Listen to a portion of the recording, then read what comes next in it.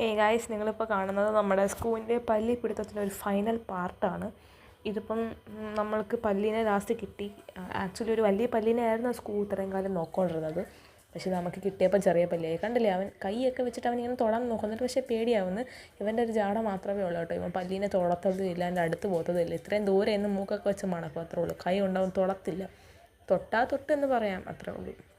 കണ്ടില്ലേ, നിന്നങ്ങ് ആ പല്ലിനെ ചുറ്റും അതിനെ കൊന്ന്. അവൻ കൈ വെച്ച് 2 അടി കഴിച്ചപ്പോഴേ പല്ലി ചത്ത്. എന്നിട്ട് അതിനെ മൂക്ക് വെച്ച് ഇങ്ങനെ മണക്കുന്നു. എന്നിട്ട് അവനത് വായിലെടുത്തിട്ട് പോയി അതിനെ കുഴിച്ചിടാനുള്ള പരിപാടി വരെ ചെയ്ത്. അതായത് കുഴിച്ചിടുന്നത് അവൻ്റെ ടവലിൽ തന്നെയാണ് കുഴിച്ചിടാൽ. അതായത് ടവലിൽ അവൻ്റെ 2 കൈയും വെച്ച് ഇങ്ങനെ മാന്തി മണ്ണെടുക്കുന്നത് പോലെ കാണിച്ചിട്ട് അതിനകത്ത് അവൻ കുഴിച്ചിടുന്നതായിട്ടാണ് കേട്ടോ.